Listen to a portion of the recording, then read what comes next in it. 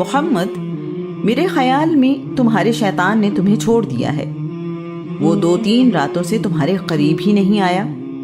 ام جمیل کی اس بات سے رسول اللہ کو دکھ پہنچا ہے۔ آج کا عنوان پہلے مسلمان۔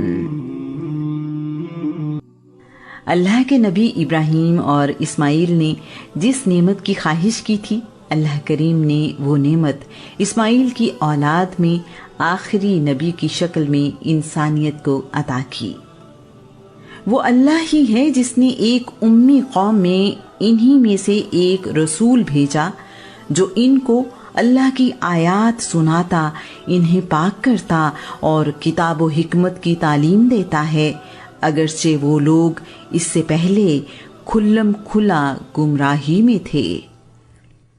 اعلان نبوت کے بعد رسول اللہ صلی اللہ علیہ وآلہ وسلم پر اللہ کی ساری مخلوق میں سے سب سے پہلے ایمان لانے کی سعادت کسی اور کو نہیں بلکہ اپنا دل، جان، مال و دولت اور محبت نثار کرنے والی سیدہ خدیجہ کو ملی ہے۔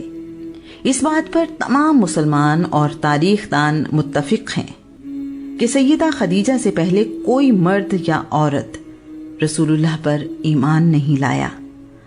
رسول اللہ کے کردار کی عظمت سیدہ کے سامنے ہے۔ دنیا داری اور معاملات آپ سے چھپے ہوئے نہیں ہیں۔ رشتہ داروں کے ساتھ رسول اللہ کا سلوک، یتیموں کی مدد، لوگوں کے درمیان طرز عمل اور تنہائی سیدہ کے سامنے ہے۔ خدیجہ بنت خویلد رسول اللہ پر نہ صرف ایمان لائیں بلکہ رسالت کی ذمہ داریاں نبھانے میں رسول اللہ کی مدد کرتی اور مشکل لمحات میں حوصلہ بھی بڑھاتی ہیں۔ اللہ کریم نے سیدہ خدیجہ کے ذریعے ہی رسول اللہ کا بوجھ ہلکا کیا ہے۔ جب مکہ کے لوگ رسول اللہ کو جھٹلاتے اور تلخ کلامی کرتے ہیں تو گھر آنے پر سیدہ ایسی گفتگو کرتی ہیں کہ ساری پریشانیاں اور غم دور ہو جاتے ہیں۔ ایسی محبت کرنے والی شریک حیات ہی رسول اللہ کا حوصلہ بڑھا سکتی ہیں۔ سیدہ خدیجہ کے رسول اللہ پر سب سے پہلے ایمان لانے اور حوصلہ بڑھانے کا صلہ اللہ کریم نے یوں دیا کہ جبرائیل رسول اللہ کے پاس آئے اور کہا، اللہ کے رسول اپنے رب کی طرف سے اور میری طرف سے سیدہ خدیجہ کو سلام پہنچائیے، وہ آپ کے لیے کھانے پینے کا کچھ سامان لے کر آ رہی ہیں۔ انہیں خوشخبری دیں کہ اللہ کریم نے ان کے لیے جنت میں موتیوں سے محل بنایا ہے جس میں نہ شور ہوگا اور نہ کوئی کوفت۔ رسول اللہ نے جب سیدہ خدیجہ کو اللہ کریم کا پیغام پہنچایا تو سیدہ نے کہا، اللہ کریم سلام ہے اور ساری سلامتی اسی سے ہے۔ جبرائیل پر سلام ہو، اللہ کے رسول پر سلام ہو، آپ پر اللہ کریم کی نعمتیں اور برکتیں نازل ہوں۔ علی ابن ابی طالب رسول اللہ کے ساتھ ان کے گھر پر رہتے ہیں۔ علی کی تربیت رسول اللہ کے گھر پر ہوئی ہے۔ رسول اللہ کی چچی فاطمہ بنت اسد بیان کرتی ہیں، جب ہمارے گھر چوتھا بیٹا پیدا ہوا تو محمد نے اس کا نام علی رکھا۔ محمد نے علی کے منہ میں اپنی زبان دی جسے علی چوستا رہا۔ ایک دن رسول اللہ اور سیدہ خدیجہ کو نماز ادا کرتے دیکھ کر علی حیران ہیں، انہیں سمجھ نہیں آ رہی کہ یہ دونوں کیا کر رہے ہیں۔ علی نے پوچھا ہے، آپ لوگ ابھی کیا کر رہے تھے؟ رسول اللہ نے علی کو بتایا ہے، اللہ نے مجھے رسول بنا کر بھیجا ہے، یہ اللہ کا دین ہے، میں تمہیں اللہ پر ایمان لانے کی دعوت دیتا ہوں جس کا کوئی شریک نہیں، اللہ کی عبادت کرو اور بتوں سے پرے رہو۔ علی کہہ رہے ہیں، یہ بات میں نے اسے پہلے نہیں سنی، میں اس بارے میں اپنے والد سے مشورہ کروں گا۔ رسول اللہ نے کہا ہے، علی اگر تم ایمان نہیں لانا چاہتے تو کم از کم اس راز کو کسی اور پر ظاہر مت کرنا۔ علی نے رات سوچ بچار میں گزاری ہے۔ اللہ کریم نے علی کو صحیح اور غلط کا شعور عطا فرمایا۔ صبح علی رسول اللہ کی خدمت میں حاضر ہو کر ایمان لے آئے ہیں۔ علی نے رسول اللہ کے حکم کے مطابق اس بات کو سب سے چھپایا ہوا ہے۔ علی عشرہ مبشرہ میں شامل ہیں۔ علی رسول اللہ پر ایمان لائے تو ان کی عمر 10 سال ہے۔ کچھ تاریخ دانوں کے مطابق علی کی عمر 8 سال سے 11 سال کے درمیان ہے۔ بعد کے دنوں میں رسول اللہ اور علی نماز ادا کر رہے تھے کہ ابی طالب کا ادھر سے گزر ہوا۔ ابی طالب نے ان دونوں کو عبادت کرتے دیکھا تو علی سے پوچھا، بیٹا یہ کون سا دین ہے جسے تم نے اختیار کیا ہے؟ علی نے جواب دیا، ابا جان، میں اللہ اور اس کے رسول پر ایمان لایا ہوں۔ جو دین محمد رسول اللہ لے کر آئے ہیں میں اس کی تصدیق کرتا ہوں۔ ابی طالب نے کہا، بیٹا محمد نے تمہیں نیکی کی طرف بلایا ہے، اس کا ساتھ نہ چھوڑنا اور مضبوطی سے اس کے ساتھ کھڑے رہنا۔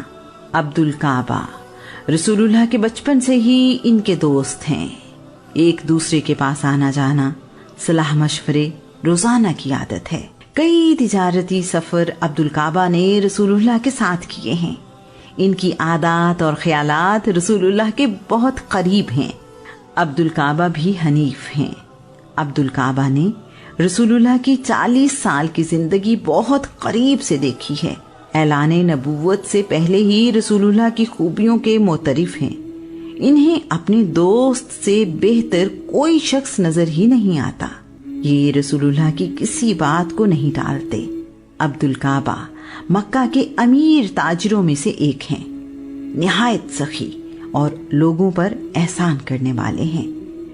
رسول اللہ کے اعلان نبوت سے کچھ عرصہ پہلے عبدالکعبہ نے ایک خواب دیکھا۔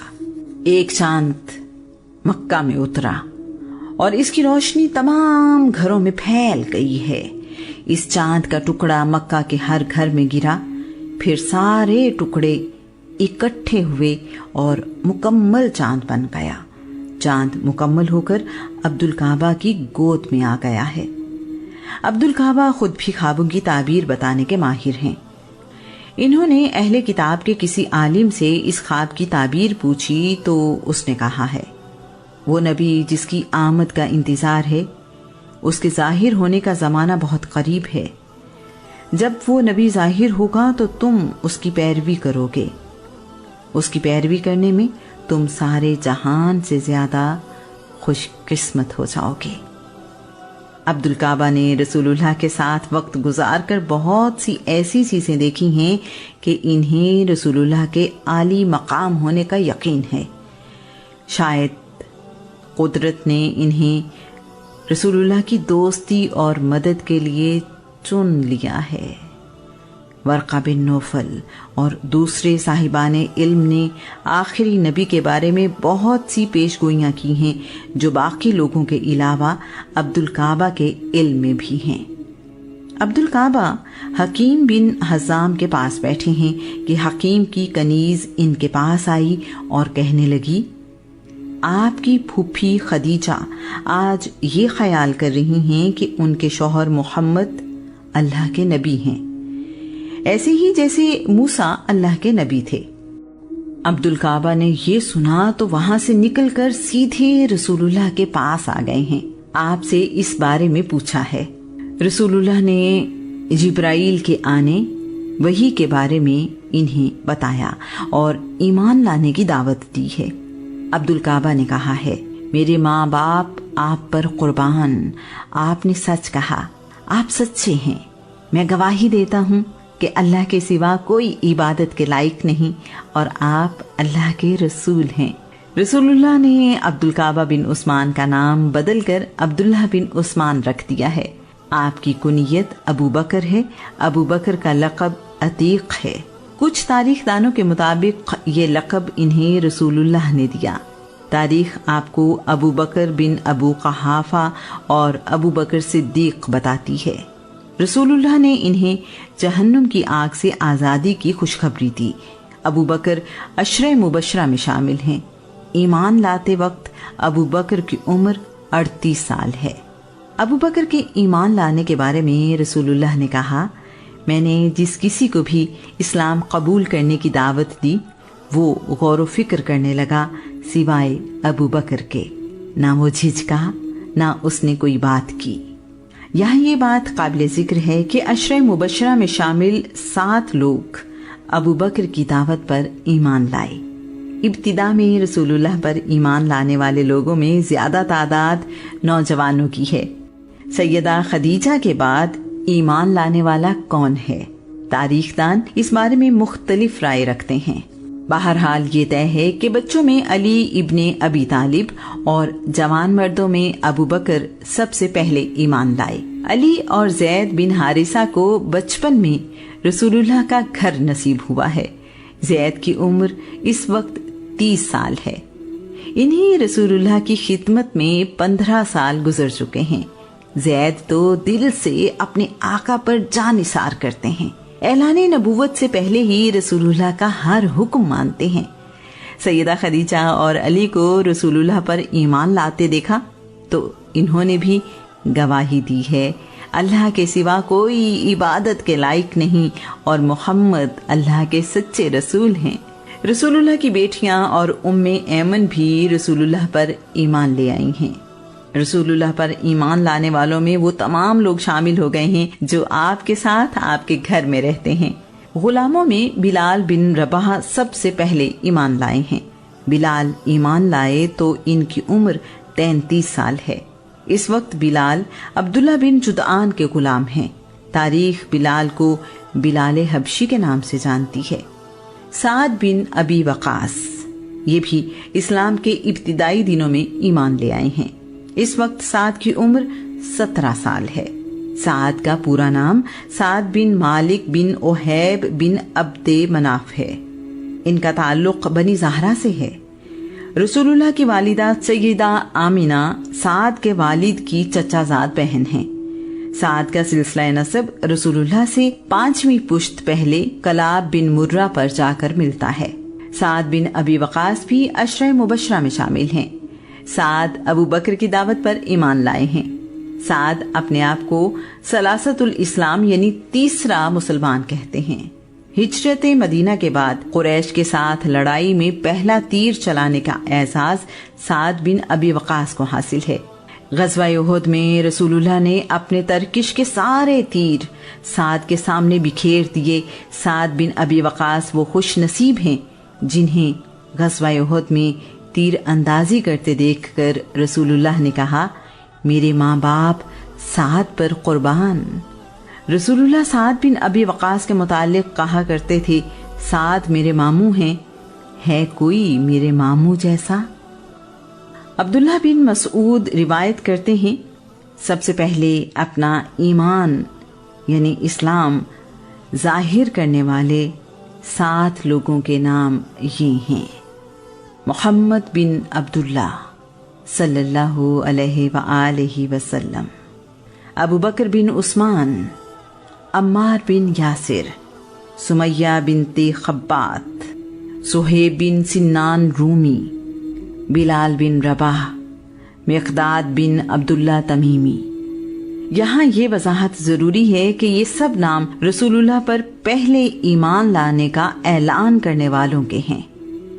इसीलिए इनमें सैयदा खदीजा, रसूलुल्लाह की बेटियों उम्मे ऐमन और अली इब्ने अबी तालिब का नाम शामिल नहीं है। इन लोगों ने अपने ईमान का ऐलान बाद के सालों में किया। अल्लाह करीम ने हुक्म दिया है, आप खबरदार कीजिए अपने करीबी रिश्तेदारों को, और ये कोई आसान काम नहीं है। सदियों से लोग बुतों की इबादत में मसरूफ हैं।